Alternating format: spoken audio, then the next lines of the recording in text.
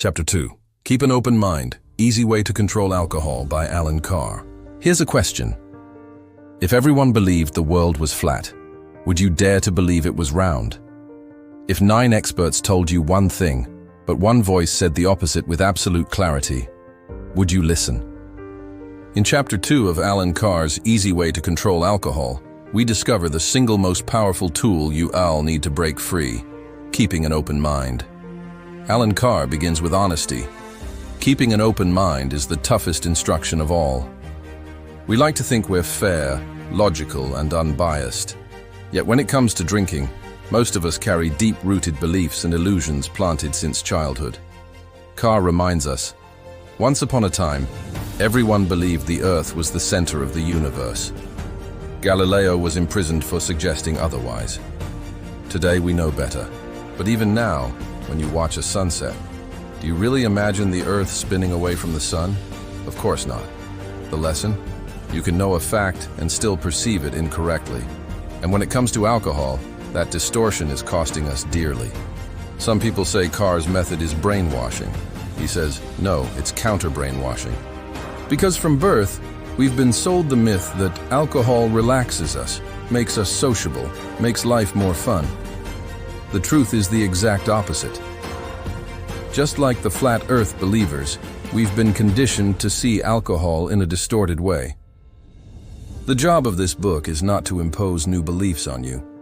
It is to peel away the illusions so you can see clearly. And once you see the truth, Carr promises, you want to feel fragile like the alcoholic who still says after 20 years, I'm just one drink away from disaster. Instead, you'll feel completely secure. No fear, no craving, no sense of loss. Carr shares a striking idea. The majority is often wrong. Think about it. If 999 experts agree on something, it takes extraordinary courage and certainty for just one person to stand up and say, they are all mistaken. That's exactly the challenge with alcohol. Society, culture, even the medical world has told us for generations that drinking is normal, harmless fun. Or, if it becomes a problem, it's an incurable disease. Allen Carr says both ideas are false. But to see this, you must dare to believe that the experts could be wrong, and that requires an open mind. Here's another trap, discussing these ideas with people who aren't ready.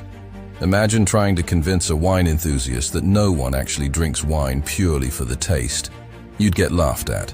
Why? Because alcohol has clouded their perception. So, instead of debating skeptics, Carr urges you, just focus on your own journey. Follow the logic, use your common sense, and test the truth for yourself. This isn't blind faith. You'll be the judge, not him. Carr admits, you might find him blunt, repetitive, even arrogant.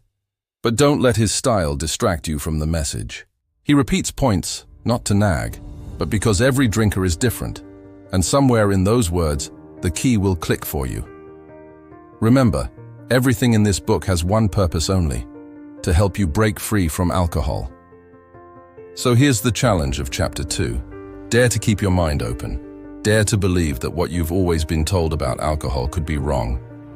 Because once you see alcohol for what it truly is, the illusions vanish, the chains fall away, and you step into a freedom more powerful than you ever imagined.